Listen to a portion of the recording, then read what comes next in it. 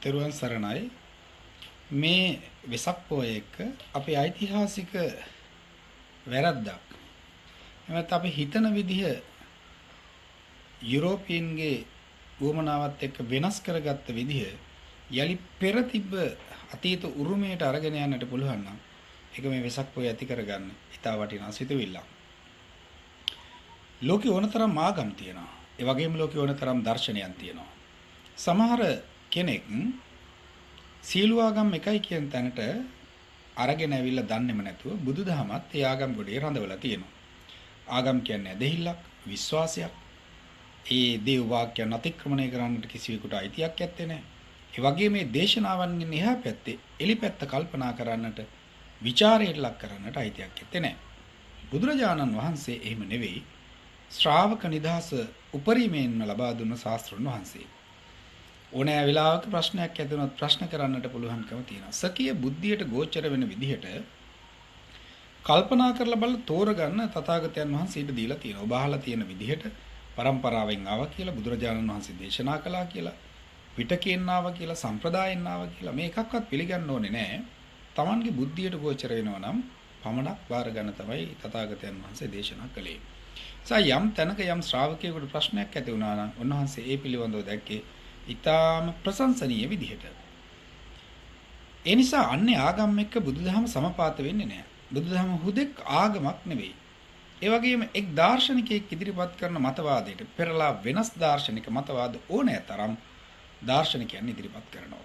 නිසා දාර්ශනික මත කියලා කියන්නේ හැමතිස්සෙම වාදයට ලක් වෙන, විවාදයට ලක් වෙන, ඒ වගේම වෙනස් වෙන මතවාදයන්.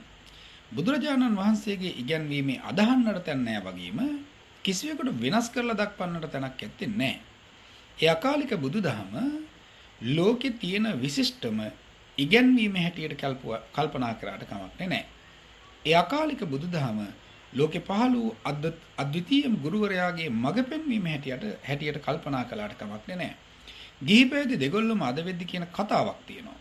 ඒ කතාව තමයි හැම ආගමක්ම එකයි, කොයි ආගමිනුත් කියලා තියෙන්නේ හොඳට ඉන්න කියලා. ඊටාම ලඝු වාක්‍යයක් නෙමේක. බුදුදහමේ ඉගැන්වීම තියෙන්නේ හොඳට ඉන්න කියලා කියන ඊටා සරල තැනක නෙවෙයි. හොඳට ඉන්න ඕන. ඒක කිසි වාදයක් නැහැ. හැබැයි ඒකදේවාදී ආගම් කතා කරන්නේ නැහැ කිසිම වෙලාවක පරලොවක් පිළිබඳව. සගියේ දෙවියන්ගේ දේව රාජ්‍යයට ගමන් කිරීමක් පිළිබඳව විතරයි වුන් කල්පනා කරන්නේ, කතා කරන්නේ. දීර්ඝ සංසාරයක් පිළිබඳව වුන්ගේ මූලික ඉගැන්වීම් වල කොහෙවත් ඇත්තේ නැහැ. බුදුදහම කියලා කියන්නේ දීර්ඝ සංසාරය පිළිබඳව කර්ම කාරණා සහිතව සකාරව පැහැදිලි කරන ධර්මයක්. බුද්ධිගෝචර ධර්මයක්. ඒ නිසා ඒ තථාගත ඉගැන්වීමේ මිසක් චතුරාර්ය සත්‍ය තියෙන්නේ. සංසාර දුක්ඛෙන් එතර වීම පිළිබඳව පැහැදිලි කරන්නේ. හේතුඵල සමவாயෙන් මේ සියල්ල සිද්ධ වෙන බව පැහැදිලි කරන්නේ. අන් කිසිදු ධර්මයක ඒ පිළිබඳව ඇත්තේ නැහැ. ඒ නිසා සියලු ආගම් එකයි කියන තැනට ඔක්කොම ආගම් එකයි. ඒ වගේ තියෙන අදෘශ්‍යමානව දේවල්, ඒ වගේ තියෙන්නේ කවදාකවත් නොදැක්ක දේ විශ්වාස කරන්න අදහන්න බුදුදහම එහෙම එකක් නැහැ. ඒ නිසා බුදුදහම කියලා කියන්නේම හුදෙක් තවත් එක් ආගමක් නෙමෙයි, ආගම් වලින් අයින් වෙච්ච සැකසුණු ස්වාක්කාත වූ ධර්ම ඇති. අය කිසි කෙනෙකුට ඒක අඩුපාඩු කලපන්න දෙයක් නැහැ. එක එක්කෙනා මේ හිනෙන්න කිල්ල වගේ මම බුදු වුණා කියලායි. එහෙම නැත්නම් වෙන කතා කිව්වයි කියලා ස්වාක්කාත වූ ධර්මයේ සකසන්නට තැන් ඇත්තේ නැහැ. ඒ වගේම තථාගතයන් වහන්සේගේ ධර්ම අකාලිකයි. දැන් සමහර ආගම් යලි උපදින්නේ නැහැ කියලා ආයහප උපදිනවා කියලා කියන්න වෙලා තියෙන්නේ. ඒ දෙවියන් වහන්සේගේ හරි එහෙම නැත්නම් එකී ශාස්ත්‍රඥ වහන්සේගේ හරි දහම ඔවුන්ගේ පසුකාලීනව ආගමික නායකයන්ට ශ්‍රාවකයන්ට වෙනස් කරන්නට වෙනවා කියන එකේම පැහැදිලි. ඒවා අකාලික නෙවෙයි. වෙනස් වෙනවා. කා උදෙසාද? පූජක පැලැන්තියෝ පසුකාලීනව නිර්මාණ වෙන නායකත්වයන් වල යැපුම උදෙසා. හැබැයි බුදුදහම වනාහි එවන්නක් නොවන බව ඔබ අවධාරණයට ගත යුතුයි. ඔබ අවබෝධ කරගත යුතුයි.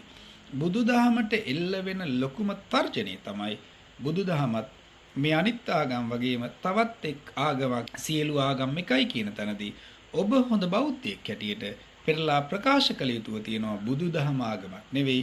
බුදුදහම ලෝකයේ විශිෂ්ටම ඉගැන්වීමයි. බුදුදහම මෙලව පවතින දේත් ඒ වගේම දුර සංසාරයත් අපූර්වට ගලපමින් දේශනා කරපු ස්වාක්කාත ධර්මයි. එය ආගමක් නොවන වග.